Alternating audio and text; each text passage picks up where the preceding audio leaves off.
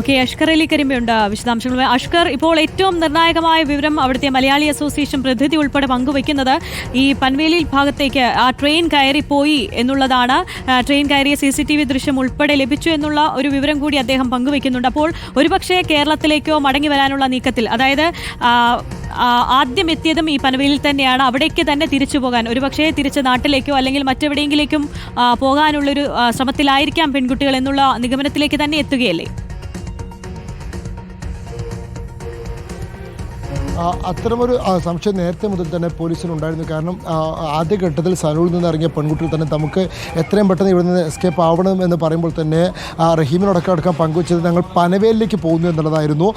അപ്പോൾ മുതൽ തന്നെ പനവേലിലേക്ക് ഇവർ എന്തിനു പോകുന്നു എന്നുള്ളൊരു ചോദ്യം പോലീസ് മുമ്പിലുണ്ടായിരുന്നു. സ്വാഭാവികമായും ഇവർ പോയ അതേ വഴിയിലൂടെ തന്നെ തിരിച്ചു വരാനുള്ള ഒരു ഉദ്ദേശത്തോടെ ആയിരിക്കാം ഒരു പക്ഷേ പനവേലിലേക്ക് പോകുന്നത് എന്നുള്ളതാണ് പോലീസ് സംശയിച്ചിരുന്നത്. ഇവരുടെ ഭാഷ കൈകാര്യം ചെയ്യുന്നതടക്കം പെൺകുട്ടികൾക്ക് പരിമിതികളുണ്ട്. അതുകൊണ്ട് തന്നെ ഒരുപാട് ദിവസം അവിടെ പിടിച്ചു നിൽക്കുക എന്നുള്ളത് അത്ര എളുപ്പവുമല്ല. ആ സാഹചര്യത്തിൽ അവർ നാട്ടിലേക്ക് മടങ്ങുന്നു എന്നുള്ളൊരു സംശയം പോലീസിനുണ്ടായിരുന്നു. ആകട്ടെ ഇപ്പോൾ ഏറ്റവും അവസാനം ലഭിച്ച ലൊക്കേഷനിലൂടെയും ഈ CST റെയിൽവേ സ്റ്റേഷനിൽ നിന്നും പനവേൽ ഭാഗത്തേക്ക് അവർ നീങ്ങുന്നു എന്നുള്ളതായിരുന്നു. അത് ട്രെയിൻ കയറി തന്നെ അവർ യാത്ര ചെയ്യുന്നു എന്നുള്ളതായിരുന്നു പോലീസിൻ്റെ നിഗമനം. പക്ഷേ അവിടെ നിന്നും അവർ നേരിട്ട് നാട്ടിലേക്ക് യാത്ര തിരിക്കാൻ 2-3 വഴികളിലൂടെ കേരളത്തിലേക്ക് പനവേലിൽ നിന്നുള്ള ട്രെയിനുകൾ സഞ്ചരിക്കുന്നുണ്ട്.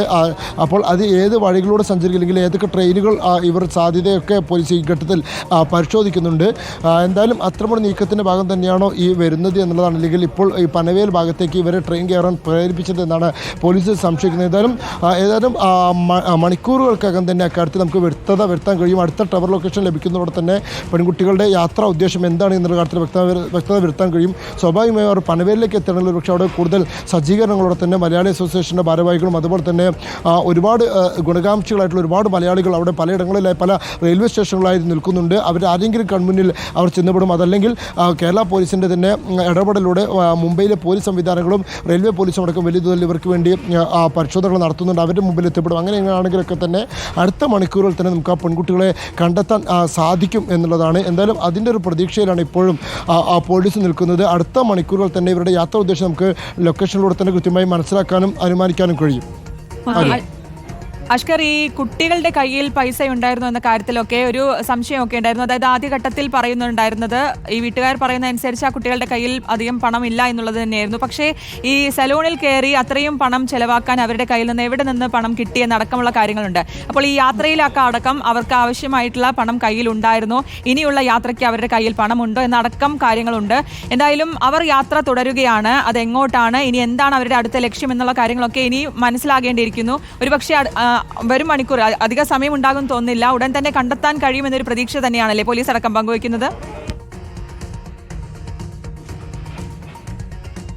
അത്തരം പ്രതീക്ഷകളൊക്കെ തന്നെ പോലീസ് പങ്കുവെക്കുന്നുണ്ട്. കാരണം ഈ നേരത്തെ ജീവനക്കാരി, നമ്മുടെ സലൂണിലെ ജീവനക്കാർ പറഞ്ഞതനുസരിച്ച് ഇവരുടെ കയ്യിൽ വലിയ അളവിൽ പൈസ ഉണ്ട് എന്നുള്ളത് തന്നെയാണ്. കാരണം 10,000 രൂപയോളം അവർ അവിടെ സലൂണിൽ മാത്രം ചെലവഴിച്ചിട്ടുണ്ട്. വീട്ടുകാരുടെ അനുമാനത്തിൽ അവരുടെ കയ്യിൽ വെറും ചില്ലകൾ മാത്രമാണുള്ളത്. അശ്വതിയുടെ പിതാവ് പറഞ്ഞത് ഏകദേശം 200 രൂപയോളം മാത്രം എന്നുള്ളതാണ്. എന്നാൽ അതിനേക്കാൾ ചെറിയൊരു തുക മാത്രമാണ് ഷഹദയുടെ കയ്യിലുണ്ട് എന്നുള്ളതാണ് ഷഹദയുടെ പിതാവ് നസീറും നമ്മളോട് പറഞ്ഞിരുന്നത്. സ്വാഭാവികമായി വലിയൊരു അളവിൽ സാമ്പത്തികമായി ഇല്ല എന്ന് 2 രക്ഷിതാക്കളും പറഞ്ഞിരുന്നു. പക്ഷേ സലൂണിൽ മാത്രം 2 പേർക്കും ഏകദേശം 10,000-ഓളം രൂപ ഇവർ നൽകിയിട്ടുണ്ട് എന്നുള്ള സലൂൺ ജീവനക്കാർ പറഞ്ഞിട്ട് മാത്രമല്ല അതിലധികം തുക അവരുടെ പക്കലുണ്ട് എന്നുള്ളതാണ് സലൂൺ ജീവനക്കാർ പറയുകയും ചെയ്തത്. സ്വാഭാവികമായും ഇത്രയും അധികം തുക അവരുടെ പക്കലുണ്ടെങ്കിൽ ആ പണം അവർക്ക് എവിടെ നിന്ന് ലഭിച്ചു എന്നതടക്കമുള്ള ചോദ്യങ്ങൾ ബാക്കി നിൽക്കുന്നുണ്ട്. രക്ഷിതാക്കൾക്ക് ആർക്കും തന്നെ അത്തരമൊരു പണം ഇവരുടെ കയ്യിലുള്ളതായി യാതൊരു അറിവുമില്ല. മാത്രമല്ല ഇത്രയും യാത്ര സാധ്യമാകണമെങ്കിൽ, പലയിടങ്ങളിലേക്ക് പോകണമെങ്കിൽ, ഭക്ഷണം കഴിക്കണമെങ്കിൽ കഴിഞ്ഞ 24 മണിക്കൂറായി അവർ അവരുടെ നിത്യ ചെലവുകളൊക്കെ നടത്തിക്കൊണ്ടിരിക്കുകയാണ്.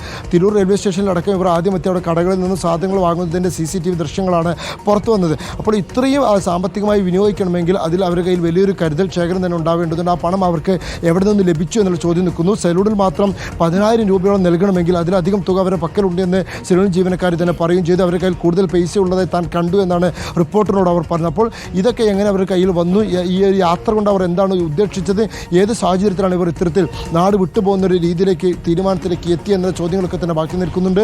അതിനോടൊപ്പം തന്നെ റഹീമിൻ്റെ ഈ വിഷയത്തിലുള്ള പങ്കുകളൊക്കെ, അല്ലെങ്കിൽ റഹീം നൽകിയ മൊഴികളൊക്കെ തന്നെ പല അസ്വാഭാവികതകളുമുണ്ട്. അപ്പോൾ അതൊക്കെ പോലീസ് പരിശോധിക്കുന്നുണ്ട്. പക്ഷേ പെൺകുട്ടികളെ കണ്ടെത്തുക എന്നുള്ള പ്രാഥമിക ലക്ഷ്യത്തിലാണ് ഇപ്പോൾ അന്വേഷണ സംഘമുള്ളത്. പോലീസും പോലീസും ഒരുപക്ഷെ മാധ്യമപ്രവർത്തകരും എല്ലാവരും ആ ഒരു ലക്ഷ്യത്തിന് വേണ്ടിയുള്ള പ്രയത്നത്തിലാണ് ഈ ഘട്ടത്തിൽ നിൽക്കുന്നത്. അല്പസമയത്തിനകം തന്നെ ആ ഒരു നിർണായക വാർത്ത നമ്മളിലേക്ക് എത്തുമെന്നാണ് ഓരോ നിമിഷവും നമ്മൾ പ്രതീക്ഷിക്കുന്നതും. എന്തായാലും അവസാനമായി കണ്ട CST ടവർ ലൊക്കേഷനിൽ നിന്നും ഇപ്പോൾ പെൺകുട്ടികൾ പനവേൽ ഭാഗത്തേക്ക് പോകുന്നു എന്നുള്ളതാണ്. ഈ രണ്ട് ഭാഗങ്ങളിലും വലിയ തോതിൽ ഇപ്പോൾ പെൺകുട്ടികൾക്ക് വേണ്ടിയുള്ള തെരച്ചിൽ പുരോഗമിക്കുകയാണ്.